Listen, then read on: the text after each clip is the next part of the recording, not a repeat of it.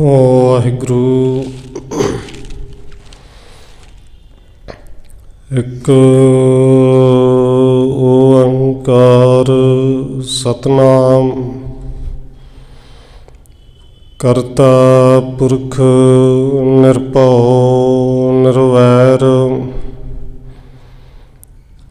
ਅਕਾਲ ਮੂਰਤ ਅਜੂਨੀ ਸੈਭੰ ਗੁਰ ਪ੍ਰਸਾਦ। ਜਿਤਾ ਜੀਉ ਪਿੰਡ ਸਭ ਤੇਰਾ, ਤੂੰ ਅੰਤਰਜਾਮੀ ਪੁਰਖ ਭਗਵਾਨ। ਦਾਸਣ ਦਾਸ ਕਹਿ ਜਨ ਨਾਨਕ, ਜਿਹਾ ਤੂੰ ਕਰਾਹੇ ਤਿਹਾ ਕਰੀ ਵਖਿਆਣ। ਗੁਰ ਨਾਨਕ ਪਦ ਪੰਕਜ ਬੰਦਨ ਪਾਦ, ਪੰਕਜ ਬੰਦਨ ਸਿਮਰਾਂ ਅੰਗਦ ਦੁਖ ਨਿਕੰਦਨ। ਗੁਰ ਅਮਰਦਾਸ ਹਿਰਦੈ ਨਿਤ ਧਿਆਉ, ਹਿਰਦੈ ਨਿਤ ਧਿਆਉ। ਗੁਰ ਰਾਮਦਾਸ ਗੁਣ ਗਾਉ, ਗੁਰ ਅਰਜਨ ਬਿਘਨ ਨ ਕੇ ਨਾਸਕ, ਬਿਘਨ ਨ ਕੇ ਨਾਸਕ। ਗੁਰ ਹਰਗੋਬਿੰਦ ਸ਼ੁਭ ਸੁਮਤ ਪ੍ਰਕਾਸ਼ਕ। ਸ਼੍ਰੀ ਹਰਿ ਰਾਇ ਨਮੋ ਕਰ ਜੋਰੀ, ਨਮੋ ਕਰ ਜੋਰੀ। ਸ਼੍ਰੀ ਹਰਿ ਕ੍ਰਿਸ਼ਨ ਮਨਾਉ ਬਾਹੁਰੀ। ਗੁਰੂ ਤੇਗ ਬਹਾਦਰ ਪਰਮ ਕਿਰਪਾਲਾ ਜੀ, ਪਰਮ ਕਿਰਪਾਲਾ। ਗੁਰ ਗੋਬਿੰਦ ਸਿੰਘ ਬਿਸਾਲਾ, ਤਰੁ ਤਾਰਾ ਪਰ ਪੁਨ ਪੁਨ ਸੀਸਾ ਜੀ, ਪੁਨ ਪੁਨ ਸੀਸਾ। ਬੰਦੋ ਬਾਰ ਬਾਰ ਜਗਦੀਸ਼ਾ, ਤਰੁ ਤਾਰਾ ਕਰ ਪੁਨ ਪੁਨ ਸੀਸਾ ਜੀ, ਪੁਨ ਪੁਨ ਸੀਸਾ। ਬੰਦੋ ਬਾਰ ਬਾਰ ਜਗਦੀਸ਼ਾ।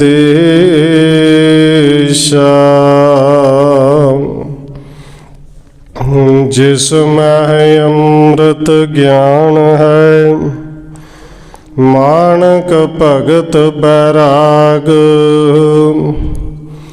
ਸ਼੍ਰੀ ਗੁਰੂ ਗ੍ਰੰਥ ਸਾਹਿਬ ਉਦਦ,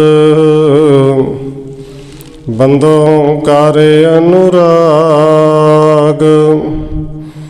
ਏਕ ਓੰਕਾਰਾ ਸਤਿਗੁਰੂ ਜਿਹ ਪ੍ਰਸਾਦ ਸਚ ਹੋਏ।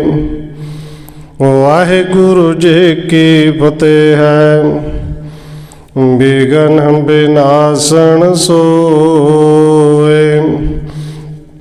ਏਕ ਓੰਕਾਰਾ ਸਤਿਗੁਰੂ ਜਿਹ ਪ੍ਰਸਾਦ ਸਚ ਹੋਏ। ਵਾਹਿਗੁਰੂ ਜੀ ਕੀ ਫਤਿਹ ਹੈ। ਬਿਗਨ ਬਿਨਾਸਣ ਸੋਏ। ਵਾਹਿਗੁਰੂ ਜੀ ਕਿਛੂ ਦੇਸ ਤੇ ਸੰਗਤ ਆਈ, ਬੰਧਨ ਕਰੇ ਭੇਟ ਅਰਪਾਈ। ਕੇਤਕ ਦਿਨ ਮੈਂ ਬੈਠੇ ਪਾਸ, ਕਰਤ ਭਏ ਪੁਨ ਇਮ ਅਰਦਾਸ।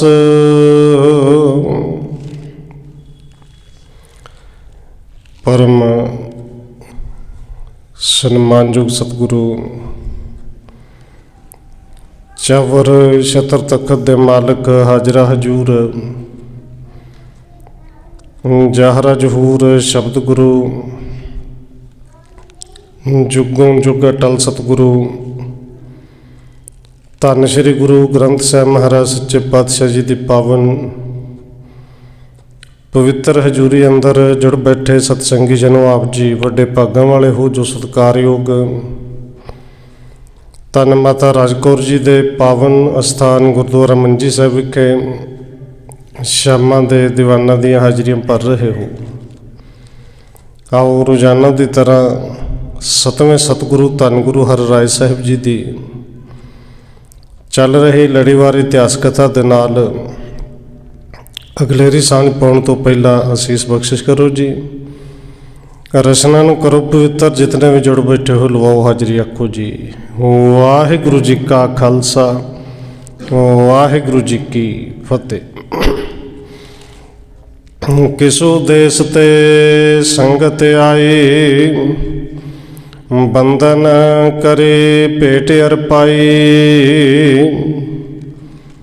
ਕਵਿਰਾਜ ਕਵੀ ਸੰਤੋਖ ਸਿੰਘ ਜੀ ਅੱਗੇ ਲਿਖ ਰਹੇ ਨੇ ਕਿ ਜਿਵੇਂ ਕੱਲ ਪਿਛਲੇ ਪ੍ਰਕਰਨਾਂ ਦੇ ਅੰਦਰ ਆਪ ਜੀ ਨੇ ਸਰਵਣ ਕੀਤਾ, ਭਗਤ ਭਗਵਾਨ ਜੋ ਸਤਵੇਂ ਪਾਤਸ਼ਾਹ ਦੀ ਚਰਨ ਸ਼ਰਨ ਵਿੱਚ ਆਇਆ ਔਰ ਜਿਵੇਂ ਦੇ ਮਨ ਦੇ ਵਿੱਚ ਚਾਹਤ ਸੀ, ਗੁਰੂ ਸਾਹਿਬ ਜੀ ਨੇ ਉਸੇ ਰੂਪ ਵਿੱਚ ਦਰਸ਼ਨ ਦਿੱਤੇ। ਪਰ ਗੁਰੂ ਸਾਹਿਬ ਜੀ ਨੇ ਭਾਈ ਮੇਹਰ ਚੰਦ ਕੋਲ ਭੇਜਿਆ ਕਿ ਜੇ ਤੂੰ ਸਿੱਖਿਆ ਲੈਣੀ ਹੈ, ਕੁਝ ਪੜ੍ਹਨਾ ਹੈ, ਤੇ ਫਿਰ ਉੱਥੇ ਜਾ ਕੇ ਸਿੱਖਿਆ ਲੈ ਕੇ ਇਹ ਦੇਸ਼ਾਂ ਵਿਦੇਸ਼ਾਂ ਵਿੱਚ ਗੁਰੂ ਦੇ ਸ਼ਬਦ ਦੀ ਵਿਚਾਰ ਕਰਦਾ ਹੈ, ਪਰ ਇਹਦੀ ਵਿਚਾਰ ਕੋਈ ਸੁਣਦਾ ਨਹੀਂ।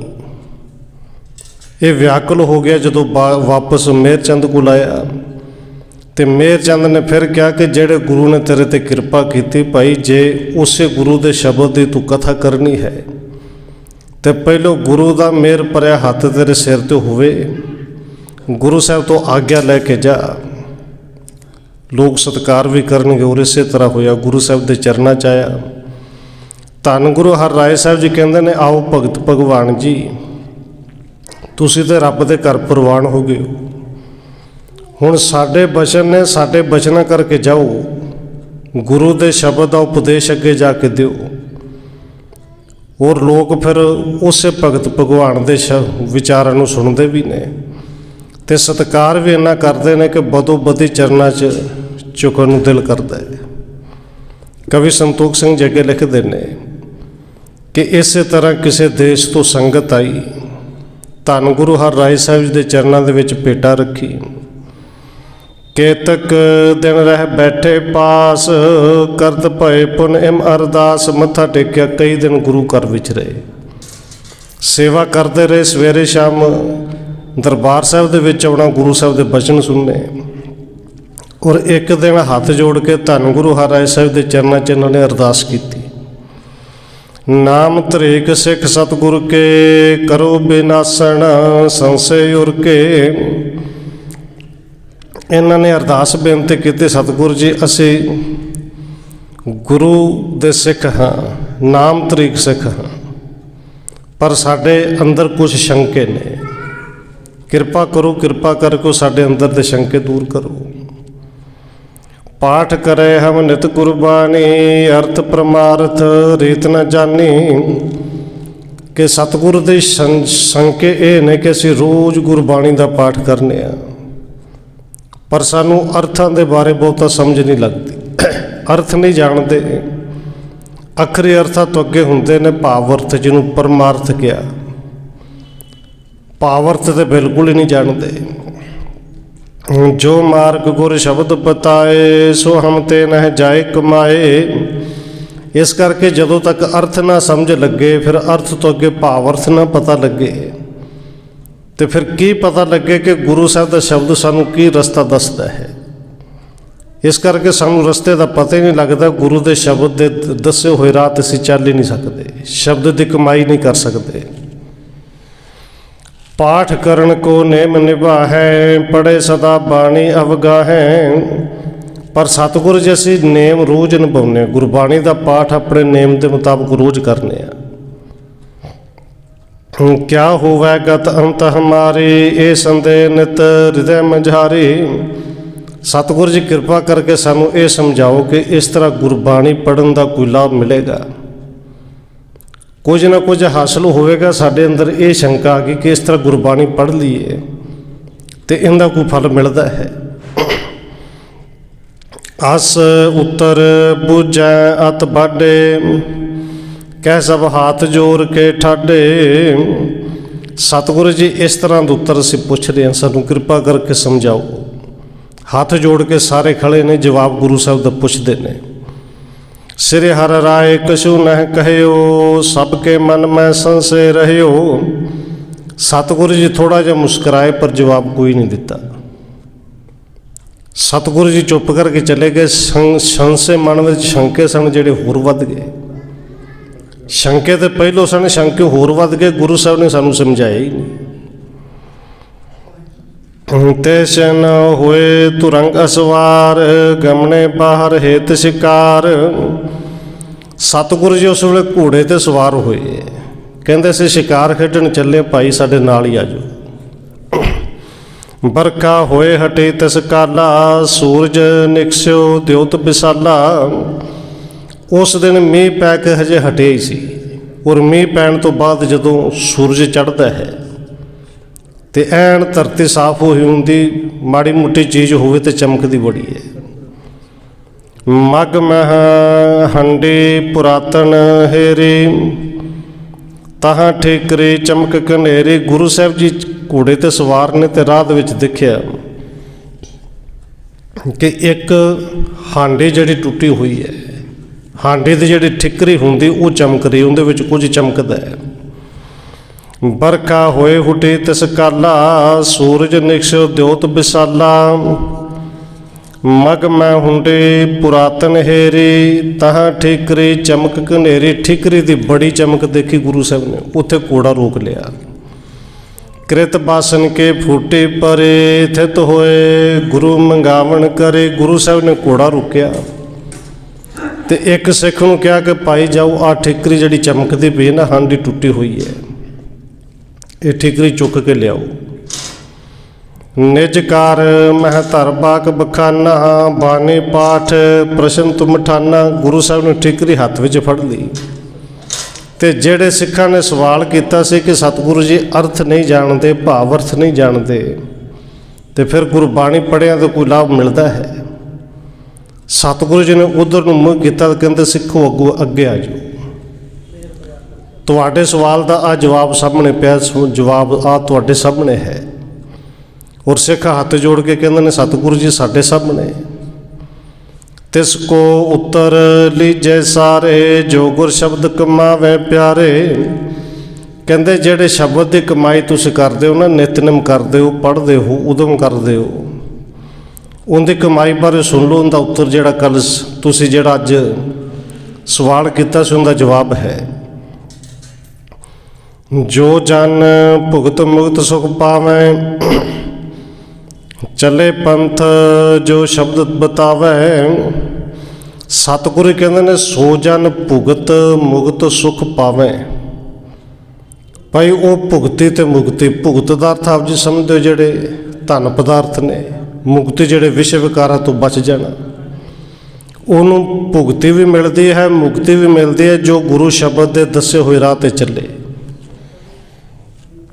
ਪਾਠ ਸਧਾਰਨ ਜੋ ਨਿਤ ਕਰੇ, ਨੇਮ ਬਿਨਾਹਨ ਮੈਂ ਅਨੁਸਰੇ। ਜਿਹੜਾ ਸਧਾਰਨ ਪਾਠ ਕਰਦੇ ਨੇ, ਜਿਹਨੂੰ ਆਪਾਂ ਸਹਿਜ ਪਾਠ ਕਹਿੰਦੇ ਆ, ਕਿ ਅਰਥ ਨਹੀਂ ਕਰਦੇ, ਵਿਚਾਰ ਨਹੀਂ ਕਰਦੇ, ਪਰ ਪਾਠ ਸਹਿਜ ਕਰਦੇ ਨੇ। ਤੇ ਨੇਮ ਦੇ ਨਾਲ ਕਰਦੇ ਨੇ। ਪਾਠ ਪ੍ਰਤਾਪ ਕਰੈ ਗਤਿ ਐਸੇ, ਸੁਣੋ ਸਰੋਣ ਹਮ ਭਾਖੇ ਜੈਸੇ।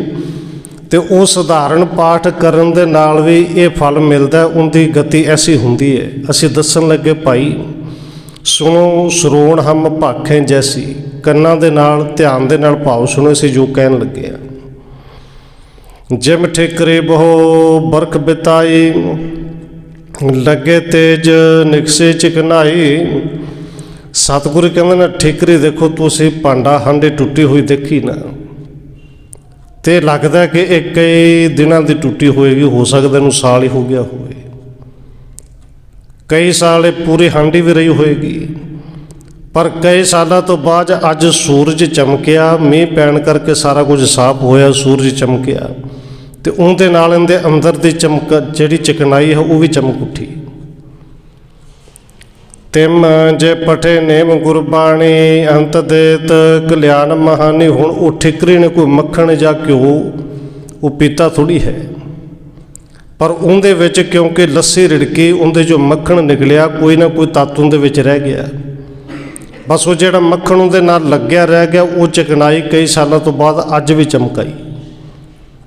ਬਸ ਕਹਿੰਦੇ ਗੁਰਬਾਣੀ ਦਾ ਪਾਠ ਕਰੀਏ ਤੇ ਇਹੀ ਸੁੱਖ ਮਿਲਦਾ ਹੈ, ਇਹਦਾ ਫਲ ਮਿਲਦਾ ਹੈ। ਇਹਦਾ ਭਾਵੇਂ ਸਮੇਂ ਸਿਰ ਪਤਾ ਨਾ ਲੱਗੇ, ਪਰ ਜਿਵੇਂ ਚਿਕਨਾਈ ਕਿਤੇ ਨਹੀਂ ਜਾਂਦੀ, ਇਵੇਂ ਗੁਰਬਾਣੀ ਦਾ ਇੱਕ ਇੱਕ ਸ਼ਬਦ, ਇੱਕ ਇੱਕ ਪੰਕਤੀ, ਇੱਕ ਇੱਕ ਤੁਕ ਪੜ੍ਹੀ ਹੋਈ ਉਹ ਕਦੇ ਵਿਅਰਥ ਨਹੀਂ ਜਾਂਦੀ। ਔਰ ਗੁਰੂ ਸਾਹਿਬ ਨੇ ਪਾਵਨ ਬਚਨ ਬਾਣੀ 'ਚ ਵੀ ਕਹੇ ਨੇ ਕਿ ਪ੍ਰਭੂ ਪਰਮੇਸ਼ਰ ਜਿਹੜਾ ਹੈ, ਘਾਲਿਆ ਇੱਕ ਕਿਨ ਕਿਸੇ ਕਾ ਨਾ ਗਵਾਈ। ਇੱਕ ਤਿਲ ਜਿੰਨਾ ਵੀ ਘਾਲਣਾ ਕਿਸੇ ਨੇ ਘਾਲੀ ਹੋਈ, ਬਿਰਥੀ ਤੇ ਜਾਣ ਹੀ ਨਹੀਂ ਦਿੰਦਾ। ਸਤਿਗੁਰੂ ਕਹਿੰਦੇ ਨੇ ਰਹੇ ਚਿਕਣਤਾ ਠਿਕਰ ਮਾਹੇ, ਜੋ ਬਾਣੀ ਗੁਣ ਰਹੇ ਮਨ ਮਾਹੇ। ਜਿਵੇਂ ਚਿਕਨਾਈ ਕੁਝ ਨਾ ਕੁਝ ਠਿਕਰੀ ਦੇ ਵਿੱਚ ਰਹਿ ਗਈ ਨਾ ਭਾਈ, ਕਈ ਸਾਲ ਵੀ ਲੰਘ ਗਏ, ਇਸੇ ਤਰ੍ਹਾਂ ਗੁਰਬਾਣੀ ਪੜ੍ਹੀਏ, ਕੋਈ ਨਾ ਕੋਈ ਤੁਕ ਉਹ ਮਨ ਦੇ ਵਿੱਚ ਯਾਦ ਹੋ ਹੀ ਜਾਂਦੀ ਹੈ। ਉਸ ਗੁਰਬਾਣੀ ਦੀ ਪੜ੍ਹੀ ਹੋਈ ਤੇ ਉਹ ਬਾਣੀ ਗੁਣ ਰਹਿ ਮਨ ਮਾਤਾ ਹੈ। ਗੁਰਬਾਣੀ ਦੇ ਗੁਣ ਮਨ ਦੇ ਵਿੱਚ ਰਹਿ ਜਾਂਦੇ ਨੇ, ਕਿਤੇ ਨਾ ਕਿਤੇ ਨਾ ਅਰਥ ਲੱਗੇ, ਕੋਈ ਨਾ ਕੋਈ ਤਾਂ ਸਮਝ ਲੱਗਦਾ ਹੀ ਹੈ ਨਾ, ਕਿਉਂਕਿ ਇੰਨੀ ਸਰਲ ਬਾਣੀ ਹੈ ਜਿੱਥੇ ਗੁਰੂ ਸਾਹਿਬ ਜੀ ਕਹਿੰਦੇ ਨੇ ਬੋਲੀ ਹੈ ਸੱਚ ਧਰਮ ਝੂਠ ਨਾ ਬੋਲੀ ਹੈ। ਬਹੁਤੇ ਅਰਥ ਨਾ ਸਮਝ ਲੱਗਣ, ਸਿੱਧੇ ਅਰਥ ਸਮਝ ਲੱਗਦੇ ਹੀ ਹੈ ਨਾ ਜੀ। ਇਹ ਗੁਣ ਕਿਤੇ ਨਾ ਕਿਤੇ ਅੰਦਰ ਰਹਿ ਜਾਂਦੇ ਨੇ। ਅੰਤ ਕਾਲ ਫਲ ਕਰੇ ਪ੍ਰਕਾਸ਼ੇ, ਜਥਾ ਕੁਸਮ ਤਿਲ ਪਾਏ ਸੁਬਾਸੇ। ਅੰਤ ਵੇਲੇ ਨੂੰ ਇਹ ਫਲ ਜ਼ਰੂਰ ਮਿਲਦਾ ਹੈ। ਜਿਵੇਂ ਫੁੱਲ ਲੱਗਿਆ ਹੋਵੇ ਤੇ ਫੁੱਲ ਦੇ ਵਿੱਚ ਸੁਗੰਧ ਭਰੀ ਜਾਂਦੀ ਹੈ। ਗੁਰੂ ਸਾਹਿਬ ਜੀ ਕਹਿੰਦੇ ਇਵੇਂ ਬਾਣੀ ਪੜ੍ਹੀਏ ਤੇ ਅੰਦਰੋਂ ਸੁਗੰਧ ਆਈ ਜਾਂਦੀ ਹੈ। ਪਾਠਕ ਕੇ ਸਹਾਇਤਾ ਕਰਹਿ, ਅੰਤ ਕਾਲ ਪੀੜਾ ਪਰ ਹਰਿ। ਪਾਠਕ, ਪਾਠ ਕਰਨ ਵਾਲਾ, ਜਿਹਨੂੰ ਆਪਾਂ ਪਾਠੀ ਸਿੰਘ ਸ਼ਬਦ ਵਰਤਨੇ, ਪਾਠ ਕਰਨ ਵਾਲਾ ਪਾਠੀ ਕੋਈ ਵੀ ਕਰੇ। ਜਿਹੜਾ ਪਾਠ ਕਰਨ ਵਾਲਾ ਹੈ, ਅੰਤ ਸਮੇਂ ਇਹ ਗੁਰਬਾਣੀ ਉਹਦੇ ਮਰਨ ਦੇ ਪੀੜਾ ਨੂੰ ਦੂਰ ਕਰਦੀ ਹੈ, ਅੰਤ ਵੇਲੇ ਉਹਦੀ ਸਹਾਇਤਾ ਕਰਦੀ ਹੈ। ਗੁਰਮੁਖ ਤੇ ਸਿੱਖਣ ਸੁਣ ਕਰਕੇ, ਦਈ ਪ੍ਰਦਰਸ਼ਨ ਚਾਹੁੰਦੇ ਸੀ ਫਿਰ ਕਹਿ। ਹੁਣ ਕਿਉਂਕਿ ਸਿੱਖਾਂ ਨੇ ਸਵਾਲ ਹੀ ਕੀਤਾ ਸੀ ਗੁਰਬਾਣੀ ਪੜ੍ਹਨੇ ਆ, ਅਰਥ ਨਹੀਂ ਸਾਨੂੰ ਆਉਂਦੇ। ਜਦੋਂ ਇਸ ਸਵਾਲ ਦਾ ਜਵਾਬ ਮਿਲਿਆ, ਸਿੱਖਾਂ ਨੇ ਗੁਰੂ ਸਾਹਿਬ ਦੀਆਂ ਪਰਿਕਰਮਾ ਕੀਤੀਆਂ, 4 ਸਫੇਰੇ ਘੁੰਮ ਕੇ ਸਤਿਗੁਰੂ ਜੀ ਦੇ ਚਰਨਾਂ 'ਚ ਨਮਸਕਾਰ ਕੀਤੀ। ਸਭ ਕੇ ਹਿਰਦੇ ਬਦੇ ਸੁਪ੍ਰਤੀਤ, ਬਾਣੀ ਪੜ੍ਹਵੇ ਕੀ ਬੜ ਪ੍ਰੀਤ। ਗੁਰਬਾਣੀ ਪਹਿਲੋਂ ਵੀ ਪ੍ਰੀਤ ਨਾਲ ਪੜ੍ਹਦੇ ਸਨ, ਪਰ ਗੁਰੂ ਸਾਹਿਬ ਦਾ ਉਪਦੇਸ਼ ਸੁਣ ਕੇ ਅੰਦਰ ਪ੍ਰੀਤ ਤੇ ਪ੍ਰਤੀਤ ਹੋਰ ਵੱਧ ਗਈ। ਬਾਣੀ ਨੂੰ ਹੋਰ ਪ੍ਰੇਮ ਦੇ ਨਾਲ ਤੇ ਪ੍ਰੀਤ ਨਾਲ ਪੜ੍ਹਨ ਲੱਗੇ। ਸਤਿਗੁਰ ਕੇ ਪੱਗ ਪੰਕਜ ਬੰਦੇ, ਜਾਣੇ ਆਪਣੇ ਭਾਗ ਬੁਲੰਦੇ। ਸਿੱਖਾਂ ਨੇ ਅੱਜ ਆਪਣੇ ਵੱਡੇ ਭਾਗ ਜਾਣੇ ਕਿ ਗੁਰੂ ਸਾਹਿਬ ਦੇ ਮੁਖ ਤੋਂ ਸੀ ਉਪਦੇਸ਼ ਸੁਣਿਆ। ਗੁਰੂ ਸਾਹਿਬ ਦੇ ਚਰਨਾਂ ਦੇ ਵਿੱਚ ਸਭ ਨੇ ਨਮਸਕਾਰ ਕੀਤੀ। ਗੁਰਬਾਣੀ ਜਾਣੇ ਸੁਖ ਕਾਰਨ, ਗੁਰਬਾਣੀ ਬਹੁ ਪਤਿਤ ਉਦਾਹਰਣ। ਸਿੱਖਾਂ ਨੇ ਇਹ ਜਾਣ ਲਿਆ ਕਿ ਗੁਰਬਾਣੀ ਸੁੱਖਾਂ ਦਾ ਕਾਰਨ ਹੈ। ਗੁਰਬਾਣੀ ਪਤਿਤਾਂ ਨੂੰ ਪਵਿੱਤ ਕਰਨ ਵਾਲੀ ਹੈ, ਪਾਪੀਆਂ ਦੇ ਪਾਪ ਦੂਰ ਕਰਨ ਵਾਲੀ ਹੈ। ਗੁਰਬਾਣੀ ਪੜ੍ਹ ਕਰ ਗਤ ਲਹੈ, ਜਿਉਂ ਕਿਉ ਪੜ੍ਹਨ ਸਦਾ ਚਿਤ ਚਾਹੈ। ਕਿ ਗੁਰਬਾਣੀ ਪੜ੍ਹ ਕੇ ਅਵਸਥਾ ਕੋਈ ਨਾ ਕੋਈ ਜ਼ਰੂਰ ਮਿਲਦੀ ਹੈ। ਜਿਉਂ ਕਿਉਂ ਪੜਨ ਸਦਾ ਚਿੱਤ ਚਾਹੈ। ਇਸ ਕਰਕੇ ਜਿਵੇਂ ਕਿਵੇਂ ਵੀ ਗੁਰਬਾਣੀ ਜਦੋਂ ਵੀ ਸਮਾਂ ਲੱਗੇ, ਹੁਣ ਸਭ ਦਾ ਚਿੱਤ ਚਾਹੁੰਦਾ ਕਿ ਅਸੀਂ ਗੁਰਬਾਣੀ ਪੜ੍ਹੀਏ। ਅਰਥ ਸਮਝ ਕੈ ਸਮਝੇ ਬਿਨਾ, ਬਿਨਾ ਪ੍ਰੇਮ ਕੈ ਪ੍ਰੇਮ ਸੋ ਕਣਾ। ਗੁਰਬਾਣੀ ਜ਼ਰੂਰ ਪੜ੍ਹੀਏ ਕਿ ਅਰਥ ਸਮਝ ਕੇ ਪੜ੍ਹੀਏ। ਕੈ ਸਮਝੇ ਬਿਨਾ, ਜਾਂ ਅਰਥ ਪੜ੍ਹੇ तो समझे तो बिना भी पढ़िए, पर पढ़िए जरूर। बिना प्रेम कै प्रेम सुखना। गुरबाणी पढ़न लग्या प्रेम बने ना बने ते जां बहुत ज़्यादा बने, पर पढ़ो जरूर। पठन नेम गुरबाणी करै घटका जाम, जे निस दिन ररै। सिख उस दिन तो लैके गुरबाणी रोज़ गुरबाणी का पाठ करते हैं। ਇਹ ਨੇਮ ਬਣਾ ਲਿਆ ਕਿ ਗੁਰਬਾਣੀ ਦਾ ਪਾਠ ਜ਼ਰੂਰ ਕਰਾਂਗੇ। ਘੜੀ ਕਰੀਏ, ਪਹਿਰ ਕਰੀਏ, ਦਿਨੇ ਕਰੀਏ, ਰਾਤ ਕਰੀਏ, ਜਦੋਂ ਸਮਾਂ ਲੱਗੇ ਉਦੋਂ ਕਰੀਏ। ਚੱਲ ਆਏ ਪੁਨ ਖੇਲ ਸ਼ਿਕਾਰੇ, ਦੇਖਤ ਪਾਲਤ ਮ੍ਰਿਗਨ ਹਜ਼ਾਰੇ।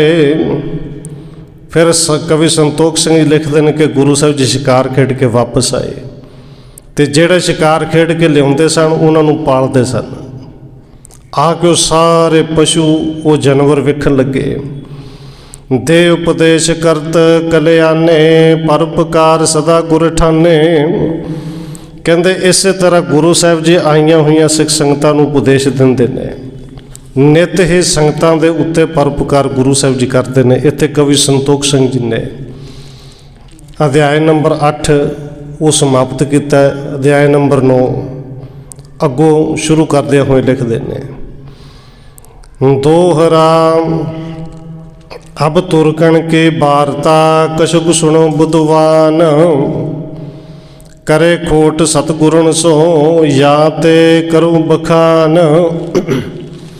ਕਵੀ ਸੰਤੋਖ ਸਿੰਘ ਜੀ ਨੇ ਅਧਿਆਇ ਨੰਬਰ 9 ਸ਼ੁਰੂ ਕਰਦੇ ਹੋਏ ਲਿਖਦੇ ਨੇ ਕਿ ਇਹ ਸਰੋਤਾ ਜਣੋ, ਹੁਣ ਕੁਝ ਕੁ ਤੁਰਕਾਂ ਦੀ ਵਾਰਤਾ ਵੀ ਸੁਣ ਲਓ। ਅਤੇ ਨਾਲ ਲਿਖ ਦਿੱਤਾ ਕਿ ਉਹ ਗੁਰੂ ਸਾਹਿਬ ਜੀ ਨਾਲ, ਛੇਵੇਂ ਪਾਤਸ਼ਾਹ ਜੀ ਨਾਲ ਖੋਟ ਕਰਦੇ ਸਨ।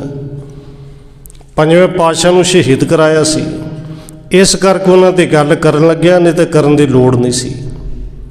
ਕਰੇ ਖੋਟ ਸਤਿਗੁਰ ਸੋ, ਜਾਂ ਤੇ ਕਰੋ ਬਖਾਨ। ਇਸ ਕਰਕੇ ਉਹਨਾਂ ਦੀ ਗੱਲ ਕਰਨੀ ਵੀ ਬਣਦੀ ਹੈ।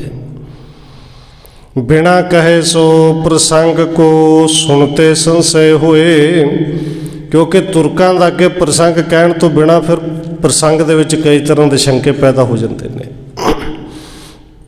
ਜਾਂ ਤੇ ਸੁਣੀਐ ਬੀਤੀ ਜਿਮ, ਗੁਰ ਸੋ ਬਾਦਤ ਸੋਏ।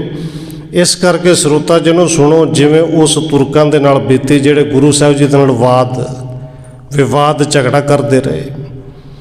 ਸ਼ਾਹ ਜਹਾਂ ਤੁਰਕੇਸ਼ ਕੇ, ਸੁਤ ਉਪਜਤ ਪੇਚਾਰ। ਸ਼ਾਹਜਹਾਂ ਬਾਦਸ਼ਾਹ ਦੇ 4 ਪੁੱਤਰ ਪੈਦਾ ਹੋਏ। ਸ਼ਾਹਜਹਾਂ ਨੇ 4 ਹੀ ਜੰਗਾਂ ਕਰਾਈਆਂ, ਭਾਵੇਂ ਕੋਈ ਉਹਦੇ ਤੋਂ ਪੁੱਛ ਕੇ ਕੀਤੀ, ਭਾਵੇਂ ਬਿਨਾਂ ਪੁੱਛੇ ਕੀਤੀ। ਪਰ ਛੇਵੇਂ ਪਾਤਸ਼ਾਹ ਜੀ ਨਾਲ ਇਹਦੇ ਸਮੇਂ 'ਚ 4 ਜੰਗਾਂ ਹੋਈਆਂ।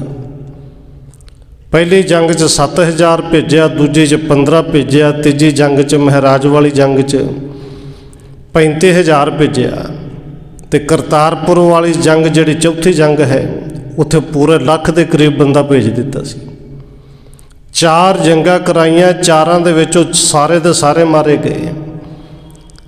ਔਰ ਰੱਬ ਦੀ ਕੁਦਰਤ ਦੀ ਖੇਡ ਐਸੀ, ਇਹਦੇ ਘਰ 4 ਪੁੱਤਰ ਜਨਮੇ, ਅਤੇ ਇਹਨਾਂ 4ਾਂ ਦੇ ਵਿੱਚ ਵੀ ਜਿਹੜੇ ਲੋਕਾਂ ਨੂੰ ਮਾਰਦੇ ਸਨ, ਹੁਣ ਇੱਕ ਦੂਜੇ ਨੂੰ ਮਾਰਨ ਵਾਸਤੇ ਉਹ ਉਤਾਰੂ ਹੋਣਗੇ।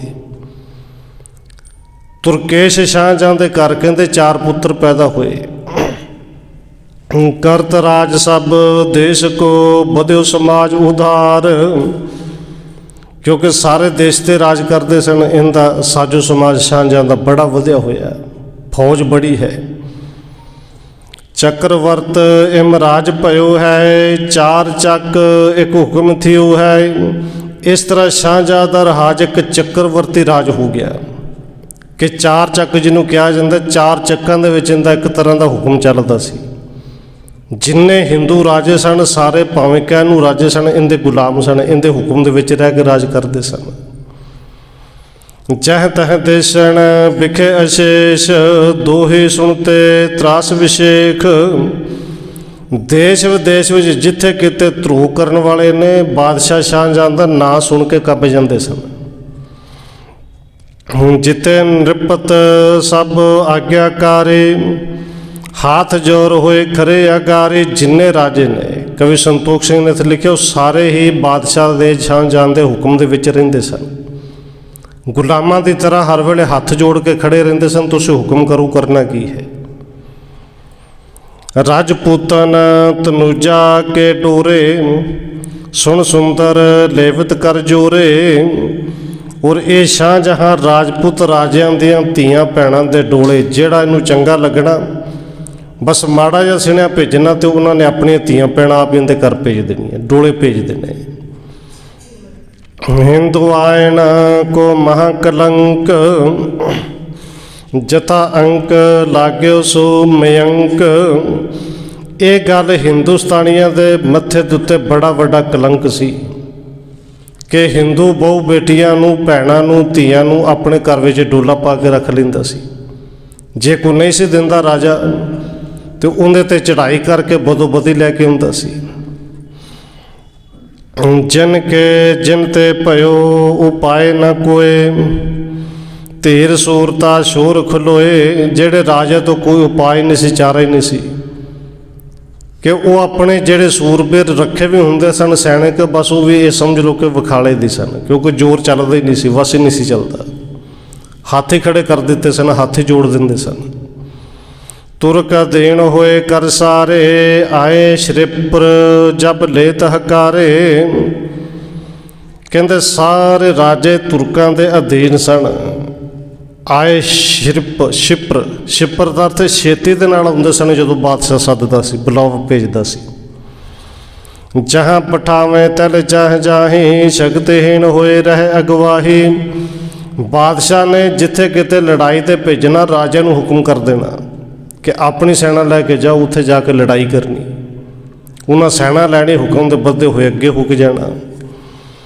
ਕਿਸ ਪਾਰ ਕਿਮ ਜੇ ਰਿਸ ਹੋਏ ਜਾਏ, ਬਿਗਟ ਮੁਹਿਮ ਪੱਠੇ ਮਰਵਾਏ। ਕਿਉਂਕਿ ਬਾਦਸ਼ਾਹ ਜੀ ਜੇ ਕਿਸੇ ਕਾਰਨ ਤੋਂ ਕਿਸੇ ਰਾਜੇ ਤੇ ਗੁੱਸੇ ਹੋ ਜਾਂਦਾ ਸੀ ਤਾਂ ਉਸੇ ਵੇਲੇ ਮੁਹਿੰਮ ਚਾੜ ਦਿੰਦਾ ਸੀ, ਸੈਨਿਕ ਭੇਜ ਕੇ ਹਮਲਾ ਕਰਕੇ ਉਹਨਾਂ ਨੂੰ ਮਰਵਾ ਦਿੰਦਾ ਸੀ। ਤਣਕ ਹੁਕਮ ਜੋ ਮੋਰਨ ਕਰਹਿ, ਲਰੇ ਕਰਹਿ ਆਪਣੇ ਅਨੁਸਰ ਹੀ। ਜਿਹੜਾ ਮਾੜਾ ਜਿਹਾ ਵੀ ਹੁਕਮ ਬੋਲਦਾ ਸੀ, ਜਾਂ ਮਰਵਾ ਦਿੰਦਾ ਸੀ ਜਾਂ ਫੜ ਕੇ ਕੈਦ ਕਰਾ ਦਿੰਦਾ ਸੀ। ਪੋਸ਼ਿਸ਼ ਜ਼ਹਿਰ ਅਜ਼ਹਿਰ ਲਾਏ, ਰਿਸ ਕਰ ਕਿਸ ਕੋ ਦੇ ਪਹਿਰਾਏ। ਔਰ ਗੁੱਸੇ ਵਿੱਚ ਆ ਕੇ ਕਈ ਵਾਰੀ ਚੋਲੇ ਨੂੰ ਜ਼ਹਿਰ ਲਾਇਆ ਹੋਇਆ, ਜ਼ਹਿਰ ਵਾਲੇ ਚੋਲੇ ਬਣਾ ਕੇ ਰੱਖਦਾ ਸੀ, ਕਿਸੇ ਰਾਜੇ ਨੂੰ ਦੇ ਦੇਣਾ ਕਿ ਤੂੰ ਇਹਨੂੰ ਪਾ। ਉਹਨੇ ਪਾਉਣਾ, ਜਦੋਂ ਪਸੀਨਾ ਲੱਗਣਾ, ਪਸੀਨੇ ਨਾਲ ਜ਼ਹਿਰ ਚੜ੍ਹਨਾ, ਉਹਨੇ ਮਰ ਜਾਣਾ। ਸੈਨਾ ਕੋਸ਼ ਦੁਰਗ ਬੜ ਭਾਰੇ, ਜਿਨ ਕੋ ਪਈਅਤ ਨਹੀਂ ਸੁਮਾਰੇ। ਬਾਦਸ਼ਾਹ ਦੇ ਕੋਸ਼ ਵਿੱਚ ਸੈਨਾ ਜਿੰਦੇ ਗਿਣਤੀ ਨਹੀਂ, ਲੱਖਾਂ ਦੀ ਗਿਣਤੀ ਵਿੱਚ ਜਿੰਦੇ ਕੋਲ ਸੈਨਾ, ਜਿੰਦਾ ਗਿਣਤੀ ਨਹੀਂ ਸੀ ਕੀਤੀ ਜਾ ਸਕਦੀ। ਸਭ ਦੇਸਣ ਕੋ ਦਰਬ ਵਿਸਾਲਾ, ਦਿੱਲੀ ਆਣ ਪਰਹਿ ਨਰਹਲਾ। ਸਾਰੇ ਦੇਸ਼ਾਂ ਦਾ ਜਿਹੜਾ ਦਰਬ ਰੁਪਈਆ ਪੈਸਾ ਉਹ ਦਿੱਲੀ ਦਰਬਾਰ 'ਚ ਪਹੁੰਚ ਸਕਦਾ ਸੀ ਟੈਕਸ ਦੇ ਰੂਪ ਵਿੱਚ। ਵੀਰ ਸ਼ਸਤਰ ਧਾਰੇ ਮਹਿਪਾਲਾ, ਜੇ ਰਾਜਪੂਤ ਕਹਾਏ ਵਿਸਾਲਾ। ਜਿਹੜੇ ਸੂਰਬੀਰ ਸ਼ਸਤਰ ਧਾਰੀ ਆਪਣੇ ਆਪ ਦੇ ਵਿੱਚ ਰਾਜਪੂਤ ਬਹਾਦਰ ਕਹਾਉਂਦੇ ਸਨ ਰਾਜੇ। ਤਿਨ ਕੇ ਭਈ ਦਸਾ ਜਬ ਐਸੇ, ਸੁਤਾ ਦੇਣ ਲੋ ਬਰਣੀ ਜੈਸੇ। ਉਹਨਾਂ ਦੇ ਹਾਲਤ ਜਦੋਂ ਐਵੇਂ ਦੀ ਹੋ ਗਈ ਕਿ ਰਾਜਾ ਜੇ ਕਹਿੰਦਾ ਸੀ ਤੇ ਧੀ ਵੀ ਦੇਣੀ ਪੈਂਦੀ ਸੀ, ਉਹਦੇ ਘਰ ਡੋਲਾ ਛੱਡ ਕੇ ਆਉਣਾ ਪੈਂਦਾ ਸੀ। ਅਪਰ ਹਿੰਦਵਨ ਕੇ ਕਿਆ ਗਿਣਤੇ, ਤੁਰਕਣ ਅਗਰ ਕਰ ਹੈ ਸਭ ਬਿਣਤੇ। ਇਹ ਤੇ ਉਸ ਵੇਲੇ ਦੇ ਰਾਜਿਆਂ ਦੀ ਹਾਲਤ ਸੀ, ਤੇ ਜਿਹੜੇ ਉਸ ਵੇਲੇ ਹਿੰਦੁਸਤਾਨ ਦੇ ਵਿੱਚ ਹੋਰ ਹਿੰਦੂ ਸਨ, ਕਵੀ ਸੰਤੋਖ ਸਿੰਘ ਜੀ ਲਿਖਦੇ ਨੇ ਉਹਨਾਂ ਦੀ ਹਾਲਤ ਕੀ ਹੋਵੇਗੀ। ਇੱਕ ਦਿਨ ਅੰਦਾਜ਼ਾ ਲਾ ਕੇ ਦੇਖੋ ਕਿ ਉਹਨਾਂ ਦੇ ਘਰਾਂ ਦੇ ਵਿੱਚ ਵੜ ਕੇ ਇਹ ਕੀ ਕੁਛ ਕਰਦੇ ਹੋਣਗੇ। ਔਰ ਧੰਨ ਗੁਰੂ ਨਾਨਕ ਦੇਵ ਮਹਾਰਾਜ ਜੀ ਨੇ ਤੇ ਪਾਵਨ ਬਚਨ ਬਾਣੀ ਦੇ ਵਿੱਚ ਵੀ ਕਹੇ ਕਿ ਇਹ ਜਿਹੜੇ ਕੁੱਤਿਆਂ ਦੀ ਤਰ੍ਹਾਂ ਜਾ ਕੇ ਨਿਯੰਤਰਾ ਮਾਰਦੇ ਨੇ, ਰਾਜੇਸ਼ੀ ਮੁਕੱਦਮ ਕੁੱਤੇ ਜਾਏ ਜਗਾਇਣ ਬੈਠੇ ਸੁੱਤੇ। ਇਹ ਵੇਲਾ ਕੁ ਵੇਲਾ ਨਹੀਂ ਵੇਖਦੇ ਕੀ ਜਾਂਦੇ ਹੋਣਗੇ। ਕਹਿੰਦੇ ਉਸ ਵੇਲੇ ਦੇ ਜਿਹੜੇ ਆਮ ਹਿੰਦੂ ਪਰਿਵਾਰ ਨੇ ਉਹਨਾਂ ਦੀ ਹਾਲਤ ਕੀ ਹੋਵੇਗੀ। ਸ਼ੇਨ ਧਰਮ ਦਿਨ ਪ੍ਰਤ ਬੜ ਹੋਵਾ, ਸਮੁਖ ਦੁਸ਼ਟ ਕੇ ਕੋ ਨਾ ਖਰੋਵਾ। ਇਹ ਹੌਲੀ ਹੌਲੀ ਡਰਾਵੇ ਦੇ ਕੇ ਹਿੰਦੂ ਧਰਮ ਖਤਮ ਕਰ ਰਿਹਾ ਸੀ। ਕਈ ਡਰਦੇ ਹੋਏ ਮੁਸਲਮਾਨ ਬਣ ਜਾਂਦੇ ਸਨ, ਸਾਡੀਆਂ ਧੀਆਂ ਭੈਣਾਂ ਦੀ ਇੱਜ਼ਤ ਬਚੀ ਰਹਿ ਜੇ। ਰਾਜ ਕਰਿਓ ਚਿਰਕਾਰ ਵਿਸਾਲਾ, ਬਲੀ ਭਇਓ ਪੂਰਬ ਤਪ ਘਾਲਾ। ਔਰ ਇਹਨੇ ਬੜਾ ਲੰਬਾ ਸਮਾਂ ਰਾਜ ਸ਼ਾਹਜਹਾਂ ਨੇ ਕੀਤਾ, ਆਪਣੇ ਆਪ ਦੇ ਵਿੱਚ ਬੜਾ ਸ਼ਕਤੀ ਵਾਲਾ ਵੀ ਬਣਿਆ। ਜੇਠੋ ਨੰਦਨ ਦਾਰਸ਼ ਕੋਹਾ, ਸ਼ਾਹਜਹਾਂ ਕੋ ਤਿਹ ਸੰਗ ਮੋਹਾ। ਹੁਣ ਸ਼ਾਹਜਹਾਂ ਦਾ ਸਭ ਤੋਂ ਵੱਡਾ ਪੁੱਤਰ ਜੇਠਾ ਪੁੱਤਰ ਦਾਰਾ ਸ਼ਕੂ ਹੈ, ਜਿੰਦੇ ਨਾਲ ਸ਼ਾਹਜਹਾਂ ਦਾ ਸਭ ਤੋਂ ਜ਼ਿਆਦਾ ਪਿਆਰ ਹੈ। ਜਾਨਿਓ ਨੇਕ ਨਿਕਟ ਸੋ ਰਾਖਾ, ਤਖਤ ਬਿਠਾਵੋ ਇਸ ਅਭਿਲਾਖਾ। ਸ਼ਾਹਜਹਾਂ ਨੇ ਸਮਝਿਆ ਕਿ ਦਾਰਾ ਸ਼ਕੂ ਮੇਰਾ ਨੇੜੇ ਵੀ ਹੈ, ਮੇਰਾ ਵੱਡਾ ਪੁੱਤਰ ਵੀ ਹੈ, ਪਿਆਰ ਵੀ ਹੈ। ਹੁਣ ਇਹਨੂੰ ਤਖਤ 'ਤੇ ਆਪਣੀ ਥਾਂ 'ਤੇ ਇਹਨੂੰ ਬਿਠਾਵਾਂਗਾ। ਵਲੀਅਦ ਕੀਨਸ ਤਿਸ ਤਾਏ, ਸ਼ੁਭ ਗੁਣ ਪੂਰਨ ਉਚਿਤ ਵਡਾਈ। ਵਲੀਅਤ ਜਿਹਨੂੰ ਆਪਾਂ ਵਸੀਅਤ ਕਹਿੰਦੇ ਆ, ਇਹਦੇ ਨਾਂ 'ਤੇ ਦਾਰਾ ਸ਼ਕੂ ਦੇ ਨਾਂ 'ਤੇ ਵਸੀਅਤ ਬਣਾ ਦਿੱਤੀ ਕਿ ਇਹਦੇ ਵਿੱਚ ਗੁਣ ਨੇ। ਜੇ ਕਿਸੇ ਤਰ੍ਹਾਂ ਮੈਨੂੰ ਕੁਝ ਹੋ ਜੇ, ਮੌਤ ਹੋ ਜੇ, ਮੇਰੇ ਤੋਂ ਬਾਅਦ ਬਾਦਸ਼ਾਹ ਦਾਰਾ ਸ਼ਕੂ ਹੋਏਗਾ। ਦੁਤਿਆ ਪੁੱਤਰ ਤਿਸ ਕੇ ਲਘੂ ਜਾਨਾ, ਨਾਮ ਮੁਹੰਮਦ ਸੁਜੈ ਬਖਾਨਾ। ਸ਼ਾਹਜਹਾਂ ਦਾ ਦੂਸਰਾ ਪੁੱਤਰ ਜਿਹੜਾ ਦਾਰਾ ਸ਼ਕੂ ਤੋਂ ਛੋਟਾ ਹੈ, ਤੇ ਉਹਦਾ ਨਾਂ ਸੀ ਮੁਹੰਮਦ। ਸੁਜਾ ਮੁਹੰਮਦ ਨੂੰ ਕਹਿੰਦੇ, ਸੁਜਾ ਮੁਹੰਮਦ। ਤਿਸ ਕੇ ਦੇਸ਼ ਅਸ਼ੇਸ਼ ਬੰਗਾਲਾ, ਦੀਨ ਪਠਾਏ ਕੀਨ ਮਹਿਪਾਲਾ। ਬਾਦਸ਼ਾਹ ਸ਼ਾਹਜਹਾਂ ਨੇ ਸੁਜਾ ਮੁਹੰਮਦ ਨੂੰ ਬੰਗਾਲ ਦੇ ਸਾਰੇ ਸੂਬੇ ਜਿਹੜੇ ਪੂਰਬੀ ਇਲਾਕੇ ਨੇ ਉੱਥੋਂ ਦਾ ਹਾਕਮ ਬਣਾ ਕੇ ਭੇਜ ਦਿੱਤਾ ਕਿ ਉਧਰ ਦਾ ਹਾਕਮ ਤੂੰ। ਪੁੱਤਰ ਤੀਸਰੋ ਹੁਤੋ ਨੁਰੰਗਾ, ਦੁਰਮਤ ਲਖੇ ਸ਼ਾਹੋ ਮਨ ਬੰਗਾ। ਤੇ ਤੀਸਰੇ ਥਾਂ ਤੇ ਪੁੱਤਰ ਸੀ ਔਰੰਗਜ਼ੇਬ, ਜਿਹੜਾ ਸ਼ੁਰੂ ਤੋਂ ਹੀ ਖੋਟੇ ਮੱਤ ਤੇ ਭੈੜੇ ਬੁੱਧ ਵਾਲਾ ਸੀ। ਇਹ ਬਾਦਸ਼ਾਹ ਦਾ ਤੀਜੇ ਨੰਬਰ ਦਾ ਪੁੱਤਰ, ਪਰ ਬਾਦਸ਼ਾਹ ਸ਼ਾਹਜਹਾਂ ਇਹਦੇ ਤੋਂ ਹਮੇਸ਼ਾ ਨਾਰਾਜ਼ ਹੀ ਰਹਿੰਦਾ ਸੀ। ਤਿਸ ਕੋ ਦੇਨਸ ਦੱਖਣ ਦੇਸ਼, ਤਾਹਾਂ ਪਹੁੰਚ ਕਰ ਬਣਿਓ ਨਰੇਸ਼। ਪਰ ਇਸ ਔਰੰਗਜ਼ੇਬ ਨੂੰ ਦੱਖਣ ਦਾ ਇਲਾਕਾ ਦਿੱਤਾ, ਦੱਖਣ ਦੇ ਦੇਸ਼, ਕਿ ਇੱਧਰ ਦਾ ਹਾਕਮ ਤੂੰ। ਕਿਉਂਕਿ ਹੁਣ ਇਹਨੂੰ ਲੱਗਦਾ ਸੀ ਬਿਮਾਰ ਰਹਿੰਦਾ ਸੀ, ਮਰ ਮੁੱਕ ਜਾਣਾ ਹੈ। ਇਸ ਤੋਂ ਪਹਿਲਾਂ ਆਪਣੇ ਰਾਜ ਜਿਹੜਾ ਵੰਡਦਿਆਂ ਦਿੱਲੀ ਦਾ ਤਖਤ ਆਪਣੇ ਵੱਡੇ ਪੁੱਤਰ ਦਾਰਾ ਸ਼ਕੂ ਨੂੰ ਦਿਆ। ਔਰੰਗਜ਼ੇਬ ਨੂੰ ਦੱਖਣ ਵਾਲਾ ਇਲਾਕਾ ਦਿੱਤਾ ਕਿ ਇੱਧਰ ਦਾ ਰਾਜਾ, ਇੱਧਰ ਦਾ ਹਾਕਮ ਤੂੰ। ਚਤੁਰਥ ਸ਼ਾਹਜਹਾਂ ਕੋ ਛੋਟਾ, ਨਾਮ ਮੁਰਾਦ ਬਖਸ਼ ਸੋ ਛੋਟਾ। ਤੇ ਸ਼ਾਹਜਹਾਂ ਦਾ ਚੌਥੇ ਨੰਬਰ 'ਤੇ ਸਭ ਤੋਂ ਛੋਟਾ ਪੁੱਤਰ ਜਿਹੜਾ, ਉਹਦਾ ਨਾਮ ਮੁਰਾਦ ਬਖਸ਼ ਸੀ। ਦਿਓ ਦੇਸ਼ ਤਿਸ ਕੋ ਗੁਜਰਾਤ, ਕੀਨਸ ਰਾਜ ਤਹਾਂ ਬਖਿਆਤ। ਇਹਨੂੰ ਗੁਜਰਾਤ ਦੇ ਦਿੱਤਾ, ਗੁਜਰਾਤ, ਕਿਉਂਕਿ ਬਹੁਤ ਵੱਡਾ ਸੀ, ਇਕੱਲਾ ਗੁਜਰਾਤ ਇਹਨੂੰ ਦਿੱਤਾ। ਇੱਥੋਂ ਦਾ ਰਾਜਾ, ਇੱਥੋਂ ਦਾ ਹਾਕਮ, ਇਹਨੂੰ ਨਾਮ ਮੁਰਾਦ ਬਖਸ਼ ਨੂੰ ਦੇ ਦਿੱਤਾ। ਆਪਣੇ ਆਪਣੇ ਜਾਏ ਟਿਕਾਣੇ, ਕਰੇ ਭੋਗ ਜੈਸੇ ਮਨ ਭਾਣੇ। ਇਹ ਚਾਰੇ ਪੁੱਤਰ ਆਪੋ ਆਪਣੇ ਟਿਕਾਣੇ 'ਤੇ ਚਲੇ ਗਏ, ਤਿੰਨੇ ਆਪੋ ਆਪਣੇ ਟਿਕਾਣਿਆਂ 'ਤੇ ਗਏ। ਚੌਥਾ ਦਾਰਾ ਸ਼ਕੂ ਜਿਹੜਾ ਉਹ ਦਿੱਲੀ ਵਿੱਚ ਬਾਦਸ਼ਾਹ ਦੇ ਕੋਲ ਰਹਿੰਦਾ ਹੈ। ਕਿਤੇ ਬਰਖ ਬੀਤੇ ਇਸ ਰੇਤ, ਸੈਣ ਦਰਬ ਕੋਹ ਸੰਚਤ ਨੇਤ। ਇਸ ਤਰ੍ਹਾਂ ਕਈ ਸਾਲ ਲੰਘ ਗਏ ਕਿ ਸੈਨਾ ਵੰਡ ਦਿੱਤੀ ਗਈ, ਉੱਥੋਂ ਵੀ ਦਰਬ ਟੈਕਸ ਉੱਥੋਂ ਵੀ ਆਉਂਦਾ ਹੈ। ਤਖਤ ਬੈਠ ਬੇ ਸਰਬ ਲੁਭਾਵੈ, ਨਿਜ ਸਥਾਨ ਥਿਤ ਦਾਵਤ ਕਾਵੈ। ਹੁਣ ਬਾਦਸ਼ਾਹ ਦੇ ਚਾਰ ਪੁੱਤਰ ਨੇ, ਚਾਰੇ ਚਾਹੁੰਦੇ ਨੇ ਕਿ ਦਿੱਲੀ ਦੇ ਤਖਤ 'ਤੇ ਮੈਂ ਹੀ ਬੈਠਾ। ਚਾਰੇ ਦਾ ਤੱਕਦੇ ਨੇ ਕਿ ਕਿਹੜਾ ਤਰੀਕਾ ਹੋਵੇ, ਕਿਹੜਾ ਦਾ ਲੱਗੇ, ਤਖਤ ਸਾਨੂੰ ਮਿਲੇ। ਜਾਂ ਤੇ ਫਿਕਰ ਕਰਤ ਰਹਿ ਭਾਰੇ, ਸੰਚੇ ਦਰਬ ਚਮੂ ਕਰ ਤਿਆਰੀ। ਇਸ ਤਰ੍ਹਾਂ ਜਿਹੜਾ ਬਾਦਸ਼ਾਹ ਸ਼ਾਹਜਹਾਂ ਉਹ ਵੀ ਫਿਕਰਮੰਦ ਰਹਿੰਦਾ ਹੈ ਕਿ ਫੌਜ ਵੀ ਇਕੱਠੇ ਕਰਕੇ ਰੱਖਦਾ। ਕੋਈ ਪਤਾ ਨਹੀਂ ਔਰੰਗਜ਼ੇਬ ਕਿਤੋਂ ਹਮਲਾ ਕਰਕੇ ਆ ਜਾਏ, ਕੋਈ ਪਤਾ ਨਹੀਂ ਛੋਟਾ ਮੁਰਾਦ ਬਖਸ਼ ਉਹੀ ਹਮਲਾ ਕਰਕੇ ਆ ਜਾਏ, ਵੱਡਾ ਨਾ ਆ ਜਾਏ ਕਿਤੇ। ਦਾਰਾ ਸ਼ਕੂ ਦੇ ਨਾਲ ਰਹਿੰਦਾ, ਪਰ ਫਿਕਰਮੰਦ ਰਹਿੰਦਾ ਕਿ ਬਾਕੀ ਦੇ ਕਿਤੇ ਹਮਲਾ ਨਾ ਕਰ ਦੇਣ। ਨਿਜ ਨਿਜ ਦੇਸ ਆਵਾਸਣ ਬਾਸੇ, ਮਨ ਭਾਵ ਸਭ ਕਰਤ ਬਿਲਾਸੇ। ਪਰ ਥੋੜ੍ਹਾ ਜਿਹਾ ਬੋਝ ਬਾਦਸ਼ਾਹ ਨੇ ਘਟਾਇਆ, ਦੇਸ਼ ਵੰਡ ਦਿੱਤੇ, ਆਪੋ ਆਪਣੇ ਦੇਸ਼ਾਂ ਦੇ ਵਿੱਚੋਂ ਰਹਿ ਕੇ ਰਾਜ ਤੇ ਕਰਦੇ ਨੇ। ਪਰ ਦਾਅਵੇ ਪੂਰੀ ਤਰ੍ਹਾਂ ਲਾਉਂਦੇ ਨੇ, ਕੋਈ ਮੌਕਾ ਕਿਸੇ ਨਾ ਕਿਸੇ ਤਰ੍ਹਾਂ ਮਿਲੇ।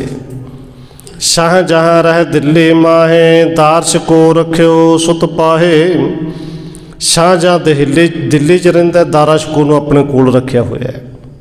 ਔਰ ਦੇਖੋ ਫਿਰ ਬੇਨਤੀ ਕਰਦੇ, 4 ਜੰਗਾਂ ਕਰਾਈਆਂ ਸਨ, 4 ਹੀ ਪੁੱਤਰ ਨੇ, ਔਰ ਚਾਰੇ ਇੱਕ ਦੂਜੇ ਦੇ ਦੁਸ਼ਮਣ ਹੋਏ ਨੇ। ਗੁਰੂ ਘਰ 'ਤੇ 4 ਵਾਰੀ ਫੌਜ ਚੜਾਈ।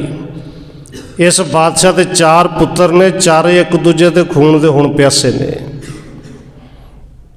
ਚਿਰੰਕਾਲ ਜਬ ਬੀਤ ਗਇਓ ਹੈ, ਸ਼ਾਹਜਹਾਂ ਤਨ ਰੋਗ ਭਇਓ ਹੈ।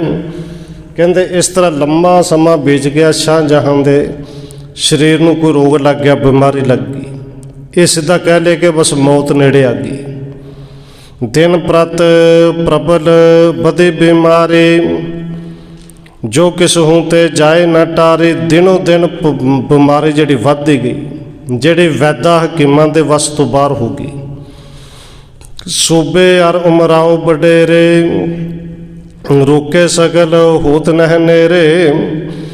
ਹੁਣ ਸ਼ਾਹਜਹਾਂ ਨੇ ਜਿੰਨੇ ਸੂਬੇ ਨੇ, ਜਿੰਨੇ ਮੰਤਰੀ ਨੇ, ਸਭ ਨੂੰ ਰੋਕ ਦਿੱਤਾ ਕਿ ਵੀ ਮੇਰੇ ਨੇੜੇ ਕੋਈ ਨਾ ਆਵੇ, ਕਿਉਂਕਿ ਡਰਦਾ ਵੀ ਸੀ ਕਿਤੇ ਕਿ ਇਹ ਮੰਤਰੀ ਜਿਹੜੇ ਨੇ ਔਰੰਗਜ਼ੇਬ ਦੇ ਜਾਂ ਦੂਜੇ ਦੇ ਮੁਰਾਦ ਬਖਸ਼ ਦੇ ਕਿਤੇ ਭੇਜੇ ਹੋਏ ਨਾ ਹੋਣ। ਸਭ ਨੂੰ ਰੋਕ ਦਿੱਤਾ ਕਿ ਮੇਰੇ ਨੇੜੇ ਕੋਈ ਨਾ ਆਵੇ। ਜੇ ਸਮੀਪ ਨਿਤ ਆਵਤ ਜਾਤ, ਸਭ ਕੋ ਵਰਜਿਓ ਰਹਿਤ ਇਕਾਂਤ। ਬਾਦਸ਼ਾਹ ਸ਼ਾਹਜਹਾਂ ਦੇ ਕੋਲ ਜਿਹੜੇ ਰੋਜ਼ ਹੀ ਆਉਂਦੇ ਜਾਂਦੇ ਸਨ, ਉਹਨਾਂ ਨੂੰ ਵੀ ਰੋਕ ਦਿੱਤਾ। ਬਾਦਸ਼ਾਹ ਬਹੁਤਾ ਸਮਾਂ ਜਿਹੜਾ ਇਕਾਂਤ ਵਿੱਚ ਇਕੱਲਾ ਹੀ ਰਹਿੰਦਾ ਹੈ। ਵਿਆਕੁਲ ਕੇਨਸ ਰੋਗ ਮਹਾਨੇ, ਕਛੂ ਨ ਆਸ਼ੋ ਮਨ ਮਹਿਮਾਨੇ।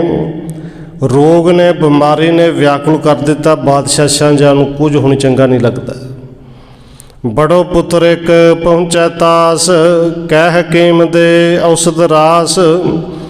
ਬਸ ਬਾਦਸ਼ਾਹ ਦੇ ਕੋਲ ਜੇ ਕੋਈ ਪਹੁੰਚਦਾ ਸੀ ਤੇ ਇਹਦਾ ਵੱਡਾ ਪੁੱਤਰ ਦਾਰਾ ਸ਼ਕੋ, ਤੇ ਜਾਂ ਜਿਹੜੇ ਵੈਦ ਹਕੀਮ ਨੇ ਜਿਨ੍ਹਾਂ ਨੇ ਦਵਾਈਆਂ ਦੇਣੀਆਂ ਹੁੰਦੀਆਂ ਸਨ, ਜਿਹੜੇ ਇਹਦੇ ਸਰੀਰ ਦੀ ਦੇਖ ਰੇਖ ਕਰਦੇ ਨੇ, ਉਹ ਪਹੁੰਚਦੇ ਨੇ। ਬਾਕੀ ਸਭ ਨੂੰ ਰੋਕ ਦਿੱਤਾ ਹੈ। ਤੇ ਅੱਗੇ ਇਹ ਜਿਹੜਾ ਪ੍ਰਸੰਗ ਸਾਰਾ ਆਪਸ ਵਿੱਚ ਇਹਨਾਂ ਦਾ ਹੈ, ਲੜਾਈ ਜੰਗ ਦਾ ਹੀ ਹੈ। ਉਹ ਜਿਵੇਂ ਹੋਏਗਾ ਆਪਾਂ ਕੱਲ੍ਹ ਵਿਚਾਰਾਂਗੇ ਸਮੇਂ ਦੇ ਮੁਤਾਬਕ। ਅੱਜ ਇਤਨੀ ਬੇਨਤੀ ਪ੍ਰਵਾਨ ਕਰਨੀ ਹੈ ਜੀ, ਹੋਈਆਂ ਭੁੱਲਾਂ ਦੀ ਖਿਮਾ। ਆਓ 1-2 ਵਾਰੀ ਰਸਨਾ ਦੇ ਨਾਲ ਲਵਾਈਏ ਹਾਜ਼ਰੀ, ਫਿਰ ਸਮਾਪਤੀ ਹੈ ਜੀ। ਵਾਹਿਗੁਰੂ ਵਾਹਿਗੁਰੂ ਵਾਹਿਗੁਰੂ ਵਾਹਿਗੁਰੂ।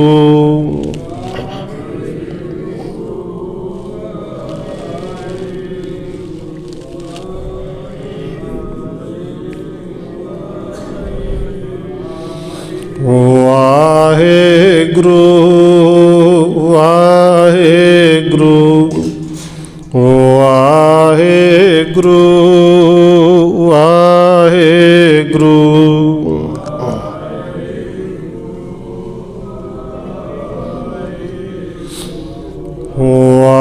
ਵਾਹਿਗੁਰੂ ਵਾਹਿਗੁਰੂ।